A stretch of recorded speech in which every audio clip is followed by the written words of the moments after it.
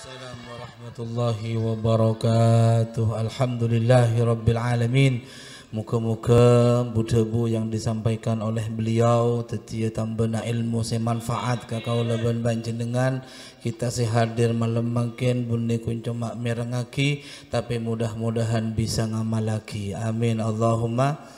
Nang niatan na solawat nariya karo nomor 2 paringan na kempang narema tuntunan bentun bimbingan na agama. Para hadirin dan taretan sesami-sami imurjaki sareng Allah Subhanahu wa taala. Ngireng selanjutnya kita merengaki ceramah agama yang kedua saya bekal sampaiaki sareng beliau Lora Muhammad Syahid bin Kiai Haji Raden Muhammad Khalil As'ad Syamsul Arifin. Dek ka beliau abdina ngatur.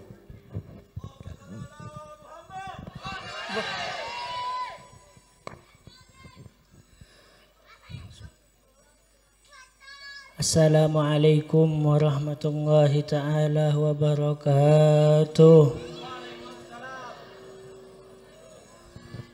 Alhamdulillahi rabbil alamin.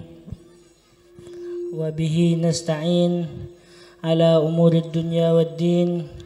Allahumma salli wa sallim wa barik wa syarif wa karim ala sayyidina wa maulana Muhammad An-Nabiyil Kamil wa ala alihi wa sahbihi salatan la nihayata laha kama la nihayata li kamalika wa adada kamali. Amma ba'du. Hadratil mukarram wal muhtaram, seluruh para alim ulama, seluruh jajaran para asatidzah, para guru-guru ngaji, mudah-mudahan Allah memberi kesehatan. Allah Subhanahu wa taala selalu memberikan kepada mereka rahmat dan hidayahnya. Amin amin ya rabbal alamin. Alhamdulillah, puji syukur kehadirat Allah Subhanahu wa taala, di mana Allah Subhanahu wa taala telah mengumpulkan kita di tempat yang mudah-mudahan dengan berkumpulnya kita di sini Allah akan memberi hidayah kepada kita. Allah Subhanahu wa taala akan memberi beberapa karunia-karunia kepada sesuatu yang tidak pernah diberikan kepada yang lain. Amin amin ya rabbal alamin. Hadirin yang dirahmati Allah,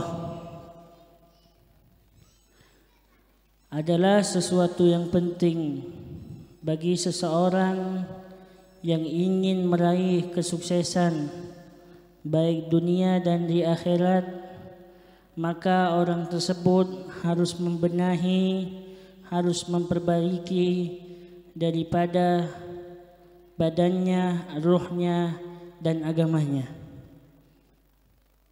Maka untuk memperbaiki daripada tiga hal ini, seorang ulama mengatakan salamatul jasad fi qillatit ta'am. Jasad akan menjadi selamat, jasad akan menjadi beruntung, akan menjadi tenang dengan mempersedikitkan makan. Kemudian wasalamatil ruh, adapun keselamatan ruh, ruh akan menjadi selamat fi qillatil atham, di dalam mempersedikitkan bermaksiat kepada Allah Subhanahu wa taala. Karena dengan kita bermaksiat kepada Allah Subhanahu wa taala, maka apapun yang ada di dalam diri kita akan menjadi sebuah kemalasan untuk beribadah kepada Allah Subhanahu wa taala. Sedangkan ketika kita sudah malas ibadah kepada Allah Subhanahu wa taala, maka hal tersebut akan mempengaruhi ruh kita. Kemudian yang ketiga, wasalamatuddin, agama akan selamat, akan menjadi beruntung agamanya, akan menjadi kuat agamanya fis salati ala khairil anam, di dalam bersalawat kepada sebaik-baiknya manusia, yaitu Sayyidina Muhammad sallallahu alaihi wasallam. Dari sinilah perkataan dan ahli ini disebutkan oleh seorang imam yang disebut yang bernama Al-Imam Hujjatul Islam Abi Hamid Muhammad bin Muhammad Al-Ghazali, seorang yang telah meraih daripada kesuksesan di dunia dan akhirat. Jika apa kata Imam Ghazali, jika kita ingin selamat agama kita, ingin kuat agama kita, maka kita jaga salawat kita kepada Nabi Muhammad sallallahu alaihi wasallam. Kita setiap hari minimal kita membaca salawat Nabi Muhammad sallallahu alaihi wasallam, karena hal tersebut akan menguatkan agama kita. Sallu ala Nabi Muhammad. Allahumma salli ala Muhammad. Banyak lagi daripada keutamaan ini membicarakan bagaimana tentang fadilah salawat kepada Nabi Muhammad sallallahu alaihi wasallam. Kata Nabi sallallahu alaihi wasallam, banyak hadis-hadis yang mengutip tentang keutamaan bagaimana kita ingin ketika kita pahala salawat kepada Nabi Muhammad sallallahu alaihi wasallam. Rasul sallallahu alaihi wasallam bersabda, "Man shalla alayya wahidan." Ini mungkin kita sering mendengarkan hadis ini. Sallallahu biha asyra. Ketika seseorang hamba bersalawat kepada baginda Nabi Muhammad sallallahu alaihi wasallam, maka ingat Allah Subhanahu wa taala akan memberi kepada orang tersebut 10 rahmat.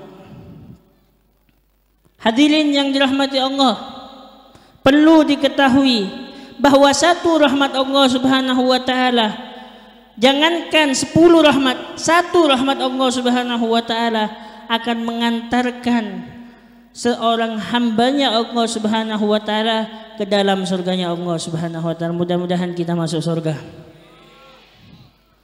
Lalu pertanyaannya, Nabi sallallahu alaihi wasallam mengatakan, kenapa kita harus bersolawat, kita harus memuja-muji Nabi Muhammad sallallahu alaihi wasallam? Apakah Nabi sallallahu alaihi wasallam membutuhkan kepada salawat kita? Apakah Nabi butuh didoakan? Nabi sallallahu alaihi wasallam tidak butuh untuk didoakan kepada kita, tapi kita yang butuh kepada Nabi sallallahu alaihi wasallam. Bagaikan gelas, jika gelas sudah full isinya, pahala Nabi sallallahu alaihi wasallam, sungguh banyak pahala-pahala Nabi Muhammad sallallahu alaihi wasallam.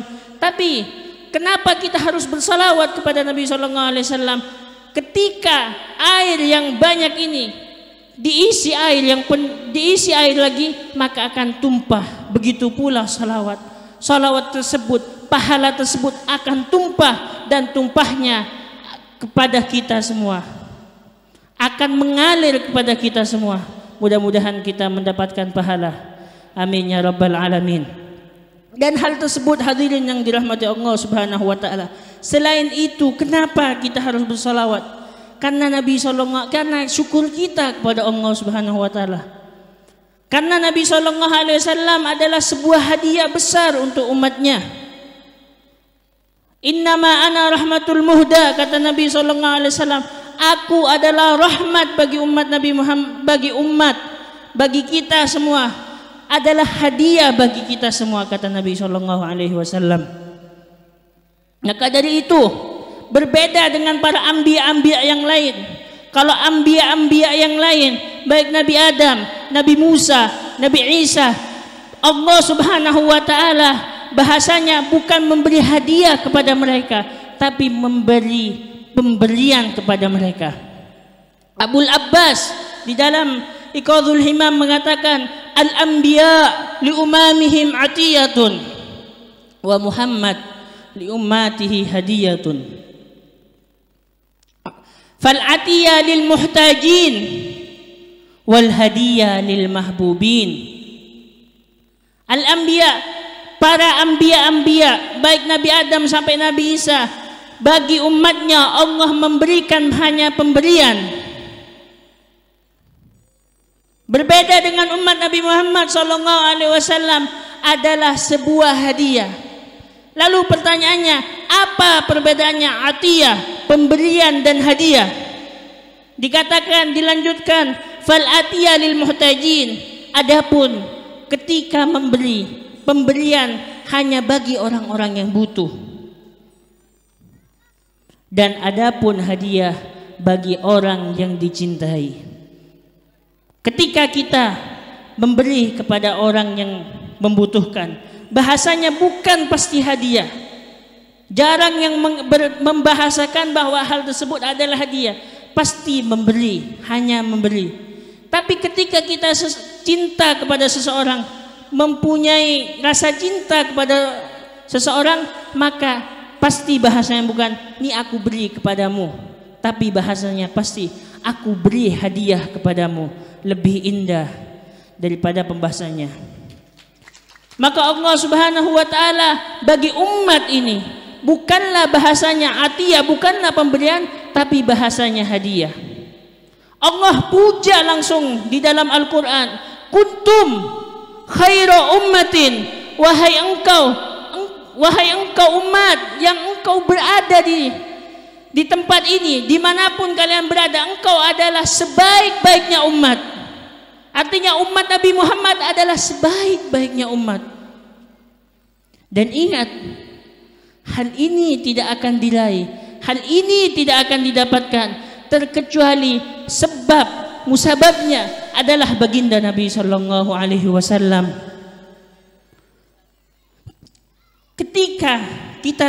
Kenapa kita harus menjadi sebaik-baiknya umat? Karena kita mempunyai Nabi Muhammad, yang Nabi Muhammad penuh kecintaannya kepada Allah Subhanahu wa taala.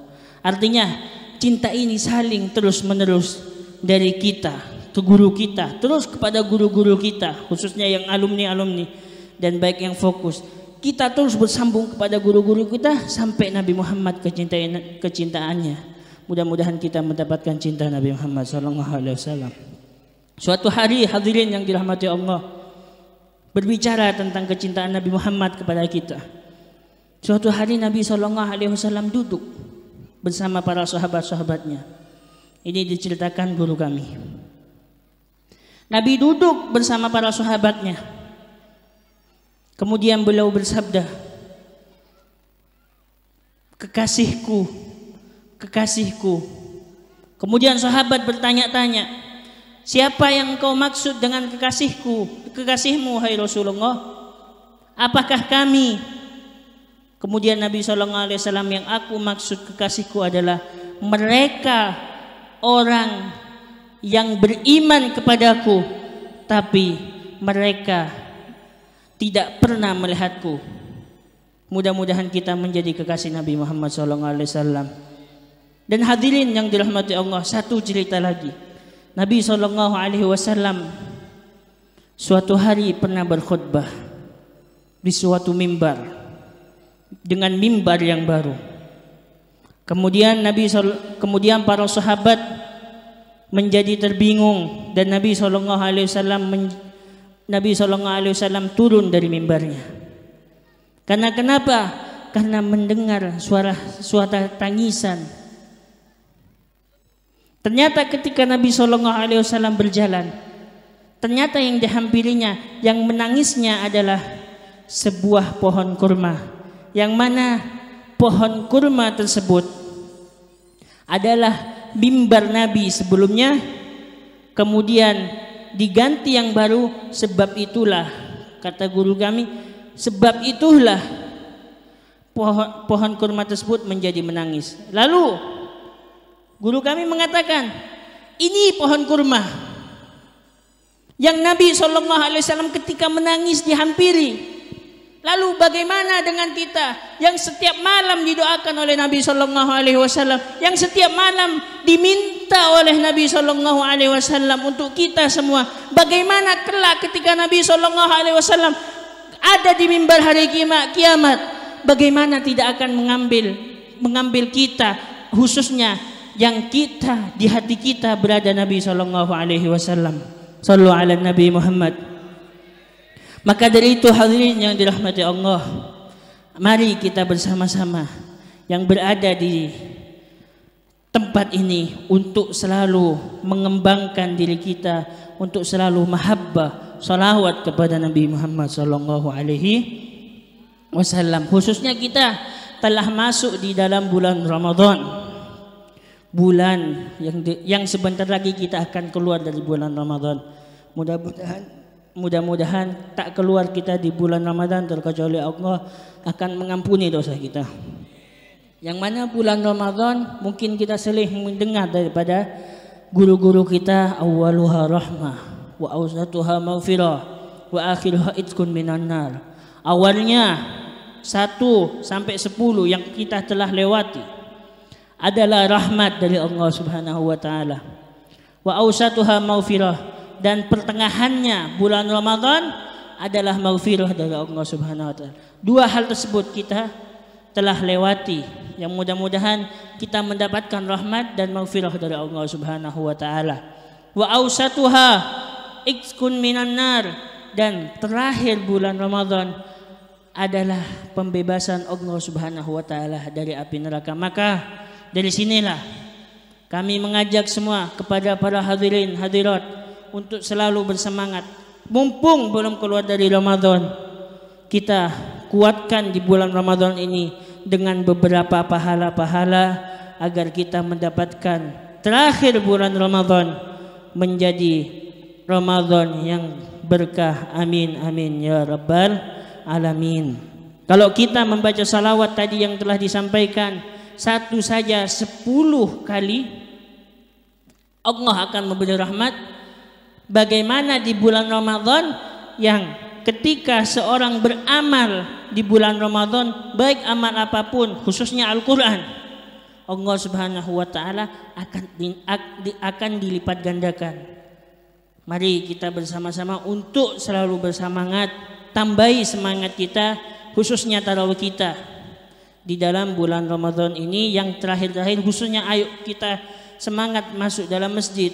Walaupun kita tidak bisa masuk dalam masjid, kita sholat di rumah kita untuk melakukan, intinya ayo kita tambah semangat di akhir-akhir Ramadan ini. Rabbi fanfa'na bi barakatihim wahdinal husna bi hurmatihim wa amitna fi tariqatihim wa ma'afatin minal fitani hadanallahu wa iyyakum. Assalamu alaikum warahmatullahi taala wabarakatuh.